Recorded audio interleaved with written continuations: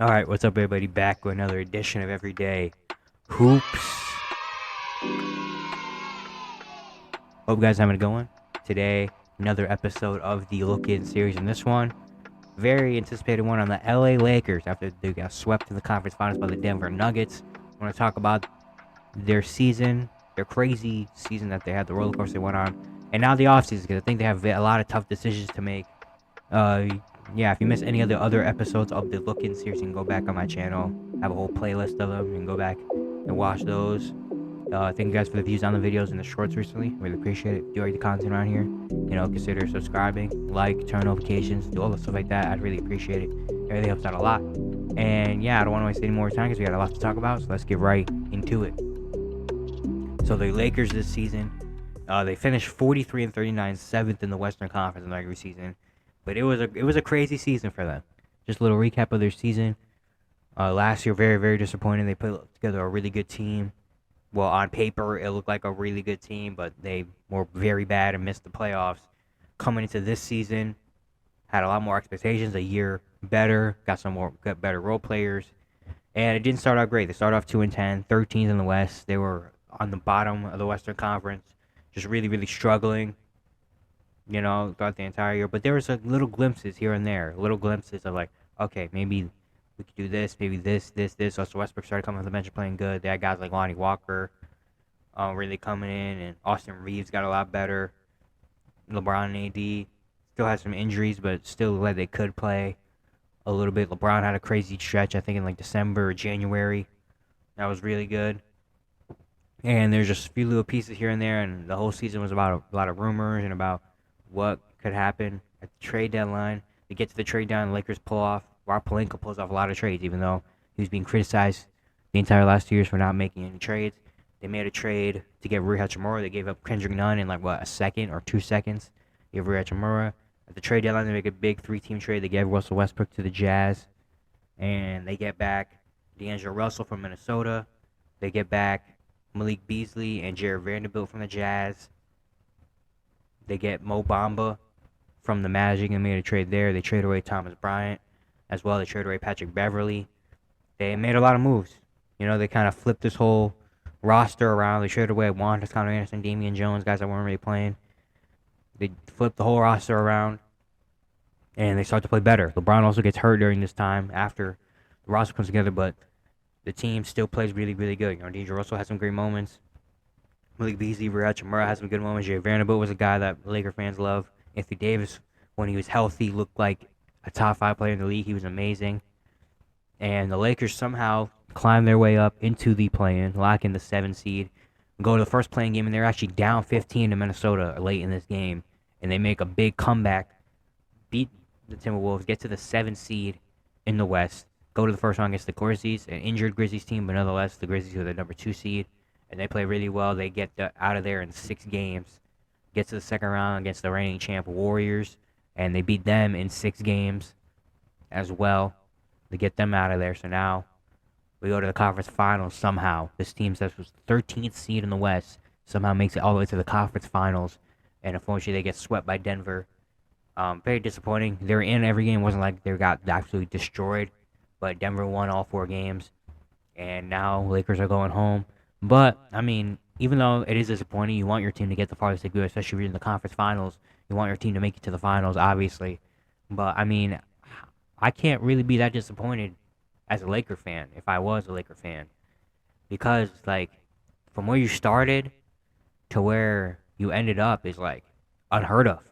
Start as a 13 seed, starting as a 13 seed like a month into the season, and making it all the way to the conference finals with this team is insane. So they had a really really crazy season. I want to talk about some of their individual players, their seasons, and then their future, because I think the Lakers do have a lot of tough decisions and a big off season, coming up. First, LeBron. LeBron James is now 38 years old.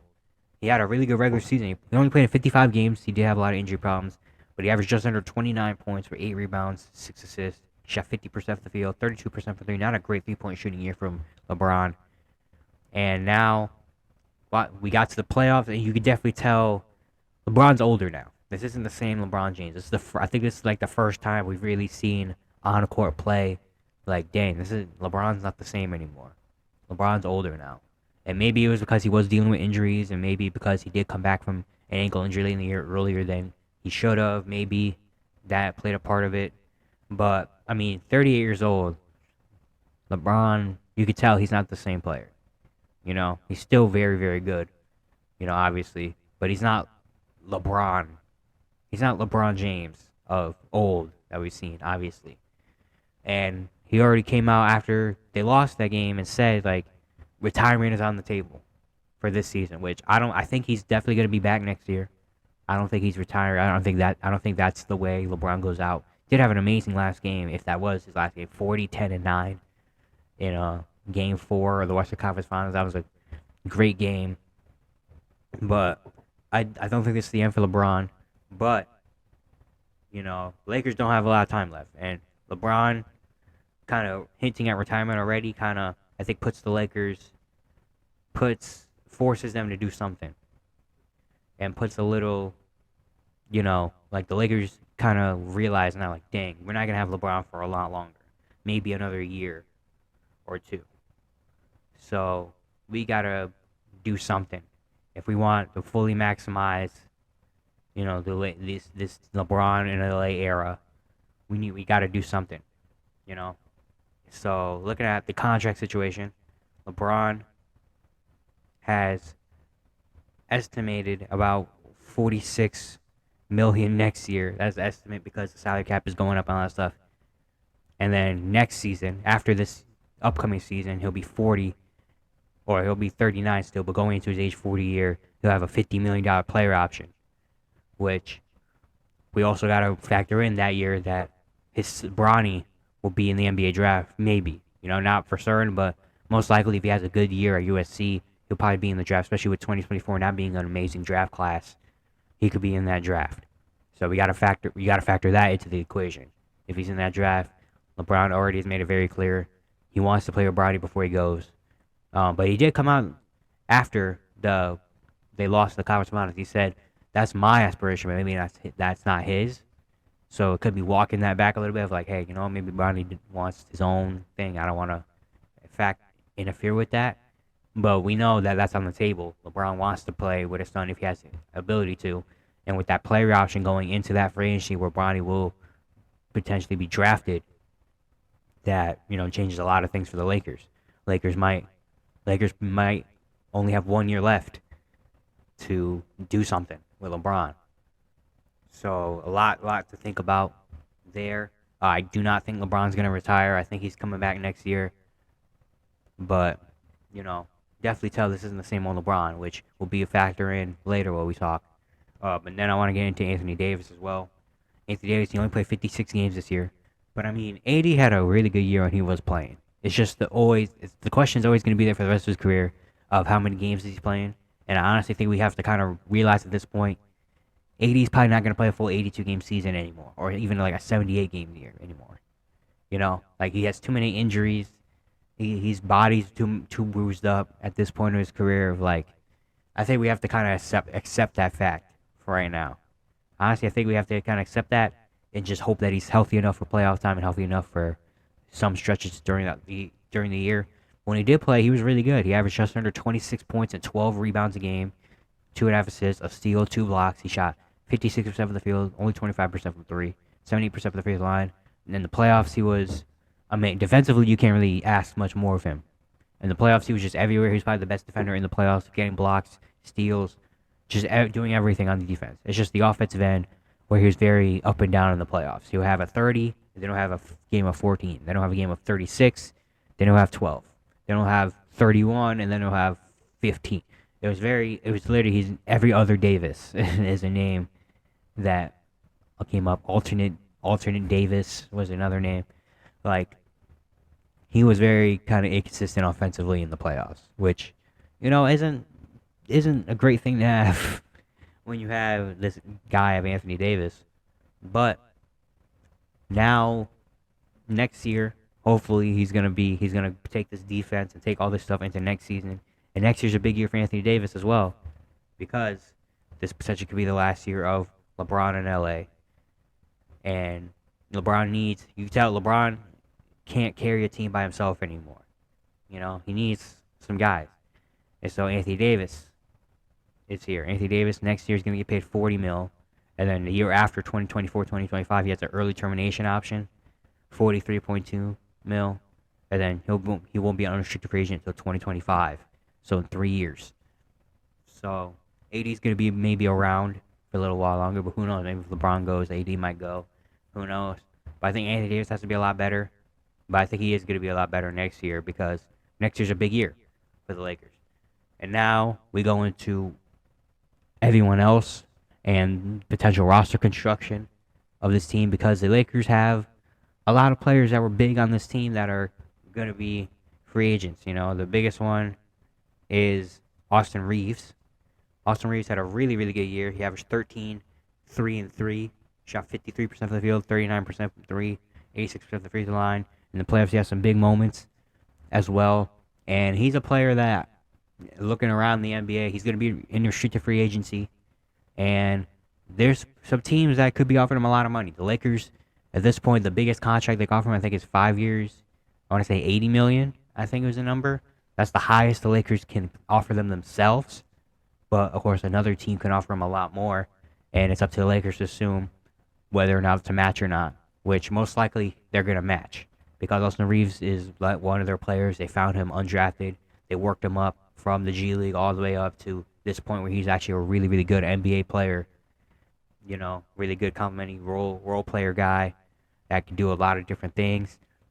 And so, very interested to see what the market is for Austin Reeves. And I won't be surprised if he gets close to, I wouldn't offer him 100 mil, but I won't be surprised if he gets about 90, 95 potentially because, I mean, this playoffs, he has some big moments. He shows he's not scared of anything. He shows he's a really good role player. He shows he can get buckets. He can handle the ball. He can hit the threes. He can hit big shots. He can get to the free throw line. Like he's got a lot of tools in the toolbox. So a lot of teams, especially maybe like young teams that are trying to get into that playoff race, like a guy like Austin Reeves. I assume he's going to be back in LA, unless a team like the Rockets offers him like 110, 115 mil, which would be insane. But it's the Rockets, who knows? But I assume he's going to be back in LA, and I think the Lakers are going to try everything in their power to bring him back because, I mean, he's really, really good. Next is about D'Angelo Russell. He came over. He had a pretty good regular season. He averaged 17, 3 and 6. In his 17 games, the Lakers shot 48% from the field, 41% from 3, but did not have a great playoff run. He had a couple moments here and there, but especially in the Western Conference Finals, he wasn't great.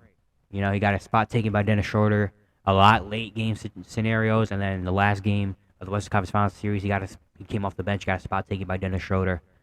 It's just very tough for him because he's not a defender, and on offense, he's a guy. I don't know. He just had moments where he didn't look like he knew what to do, or if he's not hitting shots and he's not making plays for other people and being the primary point guard or ball handler, then it's like, well, I don't know what we really can do. And so he probably will. He's going to be a free agent, so he probably will not be a Laker for a lot longer unless they can't find anybody else. Honestly, if they don't get like another point guard, I wouldn't mind the Lakers bringing back D'Angelo Russell. Because, I don't know, he just kind of fits as a Laker. I don't know. I think he had a really good regular season as well. But the market for him, we'll see what happens. I'm sure there's going to be a few teams calling his phone, trying to see, you know, what's up with the Lakers situation. If he's not going back to the Lakers, what they can get. I don't think he's going to get crazy money. But he can get a decent contract maybe from a team like Dallas or a team like, I don't know, the Suns or something like that. If the Suns want to get rid of Chris Paul. But that's a big one. And then Rui Hachimura is a big one as well. They brought him over from the Wizards. He had a really solid regular season. In his regular season with the Lakers, he averaged 9 and 4. He shot 48% from the field, 29% from 3. That was his 33 games in the regular season. But then when he got to playoff time, he was honestly like their third, sometimes second best player. I mean, throughout this playoff run, he averaged 12 points, 3 rebounds. He shot 55% from the field, 48% from 3. Which 12 points kind of seems a little bit low, but he did have maybe a few games where he wasn't great. But he had a lot of 20-point games, a lot of games where he came off the bench and provided a lot of energy. He had some amazing 3-point shooting games at some point. I remember against the Warriors, he had a crazy series as well, hitting threes. and he was really, really good in the playoffs. And now he's going to be a restricted free agent. And there's talks about what his market is going to be. The Lakers definitely want to match his offer, but I won't be surprised if a team comes out and tries to snag Rui and give him a little bit more money than the Lakers. I think the Lakers would love to have him back. I think he's a really good player and really showed himself as a guy that just score a bucket off the bench. Guy can come off the bench and get you 14, 16 points when you need him to. Get some mid range. The 3-point shot has definitely improved, which is a big thing that probably can up his market as well if he could continue going into next year with that 3-point shot. That'd be crazy. But yeah, but after that, the only players that are under contract or that have potentially a contract for next year it's not that many. Malik Beasley could potentially have a contract. He has a $16.5 million team option coming up this year. The deadline is at the end of June. So at the end of June, Lakers have an option if they want to pick up the team option or not, which I don't know because Malik Beasley is a good idea for the Lakers, but he had some good moments early, but then at the end of the year and then the playoffs he didn't play because that shot stopped hitting, and he's a guy that if his 3-pointer isn't hitting, he's not really doing much of because he's not a defender, he's not a playmaker, he's not a secondary ball hunter. He's literally just, if he's not hitting threes, he's not really doing anything else out there. But yeah, that's the thing. The idea of Malik Beasley is really good. It's just, what are you going to get from him? And I won't be surprised if he's not in the Lakers next year because that's $16 million, that's a lot of money.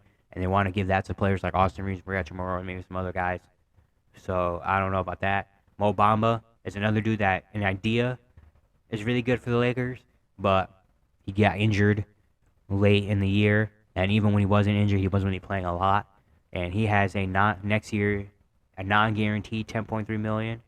It becomes fully guaranteed at the end of June. So right before free agency, they have a decision to make if they cut him or if he's still on the team. Then he's going to get $10.3 million. If he's not, he'll be a free agent. So I won't be surprised if the Lakers maybe don't bring him back either, just because that's a lot of money. Jared Vanderbilt is the only one that's guaranteed after LeBron and AD. Jared Vanderbilt is guaranteed for this year, and it's another interesting case because he does bring a lot of energy. He's a really good defender, but it's just he's not going to bring you anything offensively, and especially in the playoffs when people really zone in on your weaknesses and your weaknesses become the biggest thing. In the playoffs, he was kind of unplayable at some points because defensively, I mean, he's so good and he can really, you could put him on a guy like Steph. You could put him on a wing player, and he can not shut him down, but he could play very, very good, get him annoyed, be in his face, get steals, get blocks, get those extra rebounds and stuff. But it's just offensively, unless you're spoon-feeding him a ball in the paint and he's got an easy layup or dunk, he's not really doing anything. He could try to shoot threes, but if I'm on other team, I'm letting Jared Vanderbilt shoot any three. Go ahead, take 10 threes.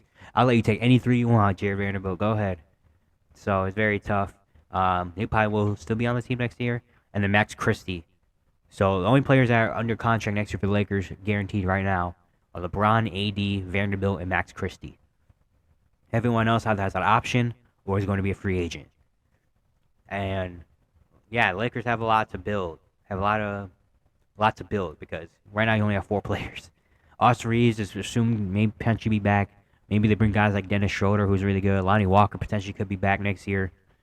But we know the big story of free agency is the big kind of factor, the big everything that's been talked about for a while for the Lakers is Kyrie Irving. He's going to be a free agent. And there's a lot of things because at the trade deadline last year, after he requested a trade out of Brooklyn, everyone thought he was going to the Lakers because the Lakers really really adamant on maybe getting him. They want to put an offer in, but then he went to Dallas, and now he's a big free agent. And a lot of people are saying Kyrie still has his eyes on LA and still wants to go back and team up with LeBron and AD. And because it's the Lakers, they always want stars. They have that. But also there's a thing that came out that said that before the trade to the Mavericks, Kyrie and Nico Harrison, the GM of Dallas, had a kind of handshake deal that Kyrie was going to get paid. And the Lakers can't really pay him the money that Dallas and other teams can pay him because they have LeBron and AD on both getting 40 plus million. And they still have some cap holds, stuff like that. So potentially, let's say even if the handshake deal wasn't there and Kyrie wanted to go to the Lakers, Lakers have to sacrifice a lot. They would have to give up Rui Hachimura. They have to claim his rights and then basically get rid of everybody else. They could bring back Austin Reeves and Kyrie, but then after that you have Kyrie, Austin Reeves, LeBron, AD, Vanderbilt, Max Christie, and that's it. And then everything else is minimum. You have to go get guys like Jeff Green or something like that just to build out the rest of the roster. You know, and even if Kyrie does take less money, it's still a lot. You have to give up something. You know, so it's a big tough decision for the Lakers. Do we get Kyrie Irving, who potentially wants to come to us, or do we sacrifice all this for Kyrie Irving, and maybe Kyrie doesn't even want to come to the Lakers or doesn't go to the Lakers because he wants to stay in Dallas and get paid, and we just did all this for nothing? Or do we go get Kyrie Irving and sacrifice the depth and sacrifice all that we traded for and all the depth that we have just to have a three-man group of LeBron, AD, and Kyrie, and just have a bunch of minimum contracts around them? Do we think that's the key? And that works because we've seen the last few years that super teams are kind of dying right now. Like the three superstars and a bunch of just randoms doesn't really work like that anymore in the NBA. Look at the teams. Look at the teams that are left that are dominant. The Denver Nuggets have Nikola Jokic as a star, superstar. Jamal Murray is pretty solid all-star. And then you have a bunch of really good players like Aaron Gordon and Michael Porter Jr., Bruce Brown, and them. Look at the Miami Heat. Jimmy Butler's a really good all-star. Bam's an all-star. After that, you got guys like Tyler Hero, Kyle Lowry, that are good. Even look at like the Celtics. Tatum and Brown are stars. After that, you just have really good players. You know, so the three superstar thing that tried to get crazy in like 2018, 2019, and all that stuff doesn't work out. Like the last super team we saw that worked were like the Warriors. And they had Steph, KD, Clay, and then all those guys. And then before that, it was the Miami Heat, LeBron, Wade, and Bosh.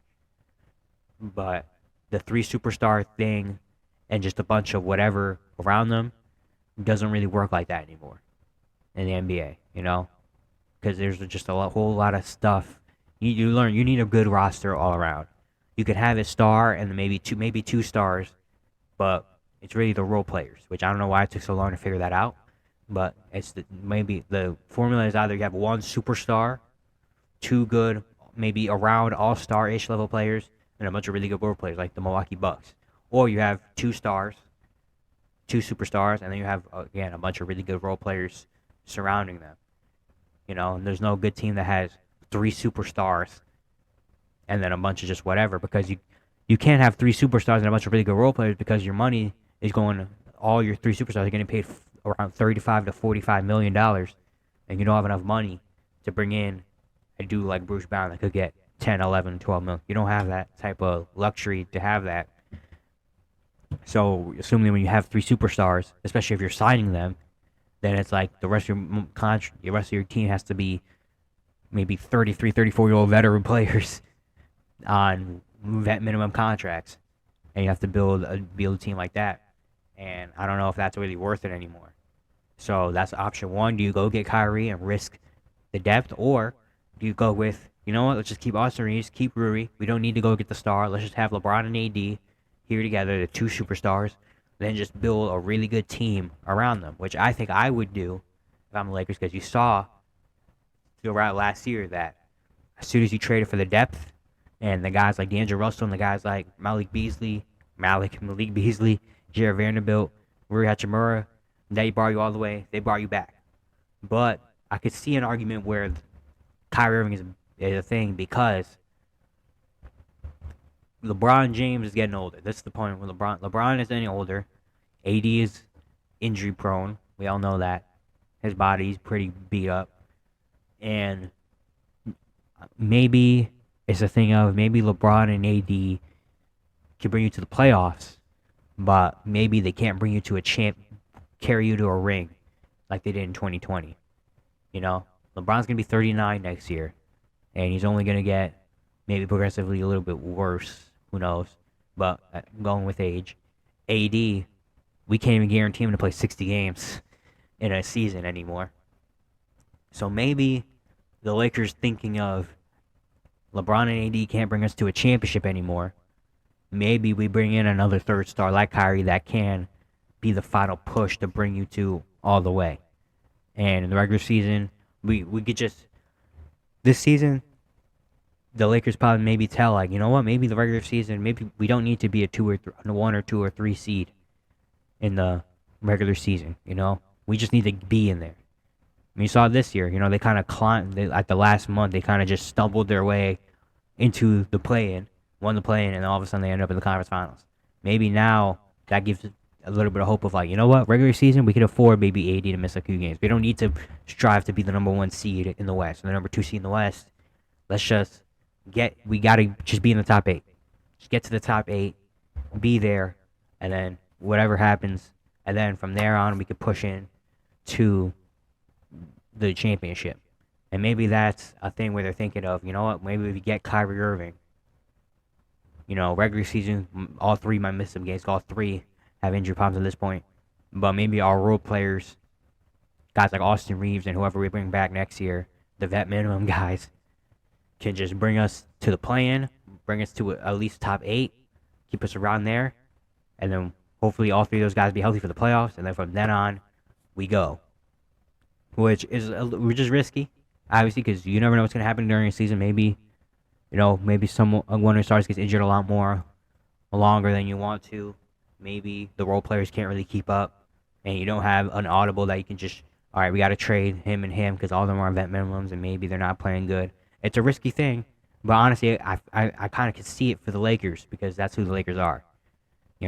Personally, I would just keep the role players around and keep LeBron and AD and just keep a bunch of really good players around them. Because if you want to do that method of, we don't really care about the regular season as much, just get us into the top 8, that the role players are perfect. This is the perfect team for that. We have guys like D'Angelo Russell, guys like Austin Reeves, guys like Rui Hachimura that come in a regular season game and give you 20 and get you a regular season win. And so you could keep floating around that playoff spot, get to the playoffs, and then from then on, LeBron and AD need to get healthy, and then from then on, they can carry you to a championship, But it's really 2 options they can go. They also have a first-round pick this year, which I'm very interested to see. Hopefully they pick somebody. Maybe they can get younger, but maybe, who knows, it's the Lakers. They might trade it for some reason. But I'm very, very interested to see what the Lakers can do in the coming offseason. It's a lot of tough decisions to make. A lot of guys they have to match. A lot of decisions they have to make. But, I mean, yeah, I think the whole world is waiting to see what happens with the Lakers. Yeah, that's it for today. Hope you guys enjoy once again. If you like the content around here, consider subscribing, turn notifications, do all stuff like that. I really appreciate it. Really upset a lot. And I will see you guys tomorrow.